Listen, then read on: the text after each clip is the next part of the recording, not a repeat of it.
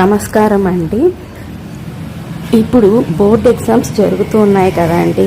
Exams time కదా, కాబట్టి చాలామంది పిల్లలు ఎంత బాగా చదివినా లాస్ట్కి ఏదో ఫియర్ వల్లనో లేదంటే ఏదైనా ఆబ్స్టికల్స్ వస్తూ ఉంటాయి. వాళ్ళు ఎగ్జామ్స్ రాసేటప్పుడు సడన్గా వాళ్ళ హెల్త్ పాడైపోవడము, జ్వరం రావడము, కొంతమందికి వామిటింగ్స్ రావడము ఫియర్ వల్ల, లేదా కొంతమందికి ఏదో ఒక ప్రాబ్లమ్స్, ఇన్ఫెక్షన్స్ అవి ఇవి రావటం వల్ల వాళ్ళు సరిగా ఎగ్జామ్స్ రాయలేకుండా ఉంటూ ఉంటారనమాట. ఇలా ఎప్పుడూ జరుగుతూ ఉంటుంది. అలాంటప్పుడు మీరు ఏ రోజైనా పర్వాలేదు, లేదా బుధవారం రోజైనా మీరు వినాయకుడి గుడికి వెళ్ళేసి అక్కడ లడ్డూలు ప్రసాదంగా పెట్టి వినాయకునికి ప్రే చేయండి. ప్రతిరోజు మీరు కొంచెం కర్పూరము, 2 లవంగాలు, 2 మిరియాలు తీసుకునేసి క్లాక్ వైజ్ డైరెక్షన్లో తల నుంచి కాళ్ళ వరకు మీరు మీ పిల్లలకి క్లెన్జింగ్ చేయండి ఆ పొగతో. అంటే మనం హారతి ఎలా తీస్తామో అలా అన్నమాట.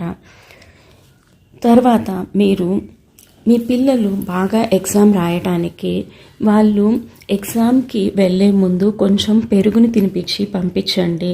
దానివల్ల వాళ్ళ ఛందస్వరము యాక్టివేట్ అవుతుందన్నమాట. వాళ్ళు ఏ నాస్ట్రిల్ యాక్టివ్లో ఉంటే ఆ కాలు బయట పెట్టేసి వాళ్ళు ఎగ్జామ్కి పోవటం వల్ల వాళ్ళు ఎగ్జామ్లో మంచి మార్కుల్ని సంపాదిస్తారు, మంచిగా ఎగ్జామ్ రాస్తారనమాట కాన్సన్ట్రేషన్తో. ఆ తర్వాత పేరెంట్స్ వాళ్ళ పిల్లలు బాగా ఎగ్జామ్ రాయటానికి గమ్ గమ్ గమ్ అనే వినాయకుని మంత్రంని జపించవచ్చు, గాంధీవ్ అనే మంత్రాన్ని జపించవచ్చు. వాళ్ళు ఎగ్జామ్లో మంచి మార్క్స్ తెచ్చుకొని వాళ్ళు బాగా ఉత్తీర్ణులు కావడానికి సఫల్తవ్ అనే మంత్రాన్ని వాళ్ళు స్కూల్కి వెళ్ళిపోయిన తర్వాత వాళ్ళ తరపున చాంట్ చేయొచ్చు.